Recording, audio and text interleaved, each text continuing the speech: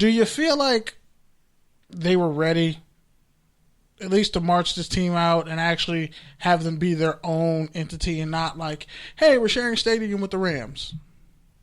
Yeah, I mean, that's a great question. Right now, I don't think up to this point they're really, at the pecking order level to where they can stand on their own in Los Angeles. I still think after a couple of seasons, they're still trying to find their footing, still trying to establish a more, adamant fan base in the Los Angeles area. They're committed to it for sure. They definitely want this to be a long-term thing. They understand the financial sense of it. Their team has already increased substantially in value just by making the move.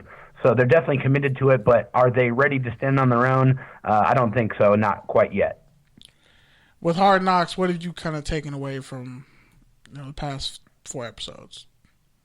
I mean, how could you not watch these episodes and not be just transfixed by the type of leader that Anthony Lynn is? I think he's showcased that through every single episode.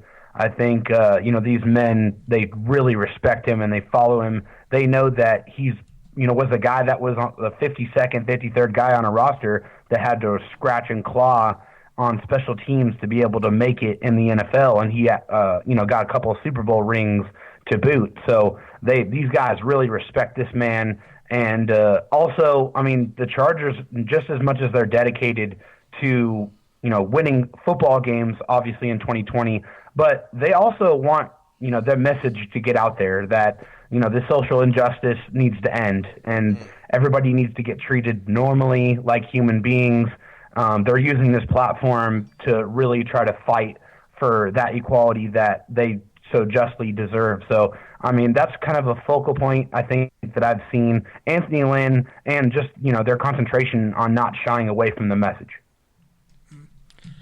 And just kind of, you look at the juxtaposition with how the Rams are, at least from what we've seen, and how the Chargers are, which team do you feel like is going to fare better this season? I mean, hey, that's a great question. I think on the Chargers side, you feel really confident, even with Derwin James going out, that they're going to have a spectacular defense. I think, the additions of Chris Harris Jr. and especially Linval Joseph in the middle of that defensive line is going to free things up for Bosa and Ingram to allow them to not get double-teamed as much and really pin their ears back and get after the quarterback better and more successfully than they have had an opportunity to do so in the past. So I think you're going to see a all-star year, a career year for both of those men because of Linval Joseph. On the offensive side for the Chargers, I think, you have a lot of weapons there, but there's obviously a lot of uncertainty with Tyrod Taylor as a starting quarterback. They completely changed the offense this offseason to more of a running quarterback style, more run-pass options, more play action, more movement. That's what caters to what Anthony Lynn wants to run as an offense and what Tyrod Taylor does best. We know he's going to protect the football, but we don't know how much he's going to be able to stretch the field, and so that's a little bit of a concern for me. As far as the Rams are concerned, I think on offense they have a couple of weapons, but not quite enough. I think Jalen Ramsey on the defensive side is obviously phenomenal, and Aaron Donald is just an incredible generational talent. And he's definitely going to keep them in a lot of games, but I think on the defensive side is where it's going to hurt them. And I think that's why the Chargers are going to have a more successful year in 2020. Wow, bold statement. I like that. But, we comparing them to the Rams because of proximity, but just how do you see them stacking up in the AFC West with, the defending champions, a ascending Raiders team, a Broncos team that's also improved? There's a lot of excitement about the Chargers, but, how do they stack up against their historic rivals? I mean, hey, the division games are worth more than anybody else. I mean, I always believe that division games are worth 2. So you have to definitely see how you stack up against, the rest of the teams in the league. And I think, and especially in your division, when you look at these teams in this division, they all increased their speed substantially. The Raiders go get KJ Hamler. The Broncos go get KJ Hamler. But the Raiders go draft a really speedy wide receiver in the first round. Ruggs. Henry Ruggs. Yeah, exactly. Sorry, the name escaped me there. Good. The Chiefs obviously have Tyreek Hill and a couple of other track meet stars. So the Chargers, I think, what they tried to do is add some speed of their own in the middle of their defense drafting Kenneth Murray in the first round. I think that's really going to help increase the speed in the middle to match the talent you had at the top with Casey Hayward and with, unfortunately, Derwin James being out, but Nazir Adderley, and there's a lot of talent there. But, man, everyone has to compare themselves to the Chiefs, right? I mean, they're the ones that are the Super Bowl champions. They've won the AFC West several years in a row. So when you look at it and you say, hey, how does the Chargers stack up with the Chiefs? I think right now, obviously, you look at the quarterback position being a huge difference between these two. But the Chargers defense has shown the last several years that they know how to play Patrick Mahomes very, very tightly. He hasn't thrown for more than 200 yards passing in either game against the Chargers last year. So I think they're close, but I still think it's the Chiefs on top and staring down on everybody else. And so with that, you seem pretty optimistic about the Chargers, and I have been as well for like the past 5 years. So I'm just, in your mind, like, what is your worst case scenario? Like, what is doomsday for 2020 LA Chargers football? Hey, man, doomsday I think would be like a 4-12 record. I think that would be absolutely astronomically bad. Yeah. That would be something that might lead to some serious changes in the front office, even though they did just draft a rookie quarterback. Yeah. In Los Angeles, if you don't win, you're an afterthought, and the Chargers are already not the most exciting ticket in town. I think you look at the Dodgers, you look at the Lakers, you look at, the Sparks even. I mean, there's just so many teams, UFC football, UCLA, all those teams are ahead of the Chargers in the pecking order, and if they don't win, then heads are going to roll. You might see, the coach get fired. You might see the general manager get fired. Changes will be made. So if they have a season like that this year with this type of defense, which I think is almost impossible, but if that happens, I think that's definitely doomsday. And with your podcast, Locked On Chargers, and how you guys kind of started, where do you think they go from here? How would you kind of look at the Chargers, let's say, the next 3 years? Because Herbert's obviously a rookie. And obviously, if you take a QB that high, he's married to the GM and the head coach. So what do you see this team looking like 3 years from now?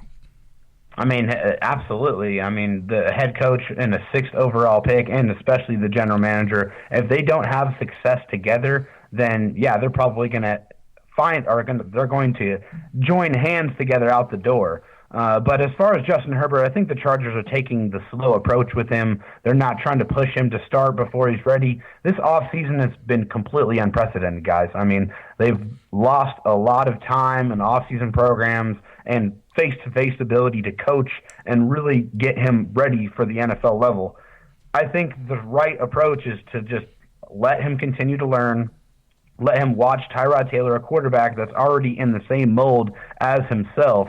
And then next year, when Tyrod Taylor's contract goes up, then you say, hey, Justin Herbert, now it's time for you to show us why we entrusted you with the 6th overall pick and really see what he is capable of doing next year. I think they see this year as a red shirt for Justin Herbert. But the problem here, 3 years down the line, is there's a lot of guys that are still needing to get paid by the Chargers, and a lot of guys that they're going to have a lot of trouble trying to stay in the building. So I think Keenan Allen's a guy they need to try to figure out a contract with. And Hunter Henry, if he does well this year, he stays healthy, that's another guy they need to find out a contract with. And there's a couple of guys on their offensive line, like Mike Pouncey, who's an older, aging guy. You still don't have an answer at left tackle right now, so there's still some question marks. But I think the biggest thing is trying to keep this core together and try to add pieces while you have a cost-controlled quarterback. I think that's what the recipe is try to add as many pieces as you can around your young quarterback to try to go win a Super Bowl. I think right now the window is right now. They have to capitalize on this, and if not, they're in serious trouble. Dude, thanks for all your insight. Go ahead and plug all your socials and everything. Hey, thank you very much, man. So you can follow me on Twitter at @DDroSports. My partner I do my podcast with is Daniel Wade. You can find him on Twitter as well as at Dan Talk Sports. You can find our podcast on Twitter at LockdownLAC, as well as on Spotify, on on Google Play, on iTunes, wherever you find your podcasts. We're definitely there. But please check us out. We record 5 days a week, so we put out shows all the time. So we're always there. Our slogan at the Locked On Podcast Network is your team every day. Yes, sir. Well, thank you so much for hopping on, man. Stay safe and well, and keep doing what you do. You got some great stuff for us. Hey, thank you guys so much. You guys be safe. All right, take care. Likewise.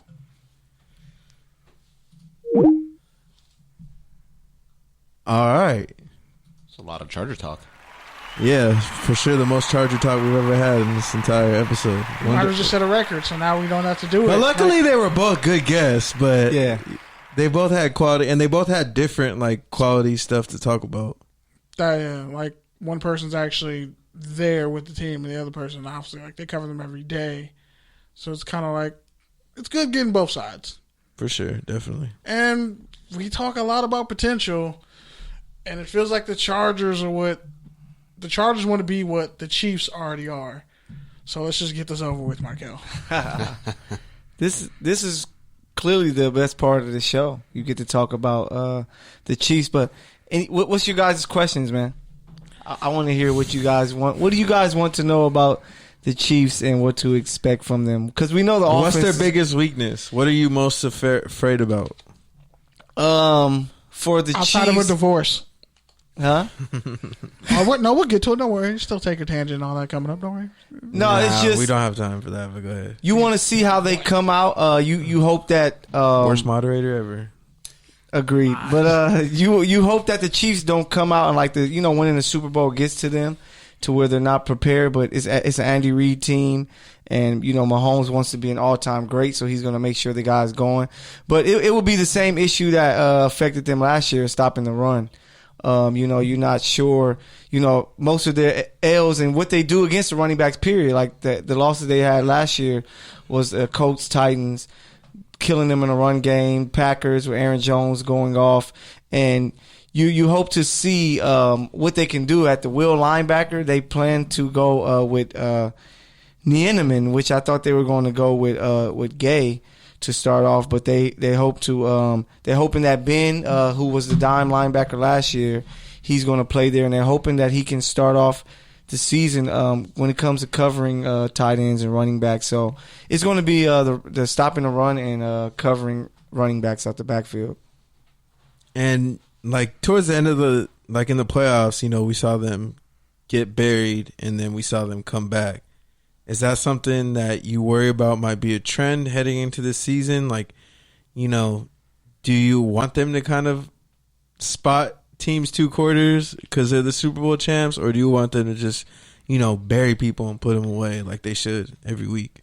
No, you will hope that they will come out and bury teams, because as a fan, and I'm pretty sure as players, it's so nerve-wracking to be like, damn it again, because eventually it's not going to work out in your favor. So you will hope that they will come off and start a little faster. The defense this year should be much better at the beginning compared to last year, because they were trying to figure out Spags' defensive system and things like that, and players are trying to see what roles they're going to fit. They're trying to figure out the outside linebacker spot with Darren Lee and Damian Wilson and guys like that. But now they're kind of set with their defensive lineup. Then we have to see what they're going to do, because Mike Pennell was a big part of the stopping the defense the second half of the season, and he's going to be out the first game, so we're going to see what that looks like. And then you have no Brashawn Breeland the first 4 games, so the next corner up, you're not sure who that guy is going to be. But, yeah, you just hope that they start off much faster. I'm thinking the Chiefs are going to be somewhere around 12-4, 14-2, just because they felt that feeling of winning a Super Bowl, and they want to get at it again. And we kind of like the Patriots during their run. Our division is so bad that Stop it. Not terribly bad, but talent-wise, is one of the best divisions in football. No, but they're bad at the spot that you need to be the best at, and that's quarterback, to where you're unsure. Locke might be a star. Might be, but we need certain, it's he different. Could be a Derek Carr too. No, it's different. It's like Baker Mayfield. I always said about Baker Mayfield the same with Locke. playing with no expectation is easy. You just playing whatever happens. But now we expect you to win 9 games. Let's see what you're going to do. And I think that, the Chiefs, I can't remember the last time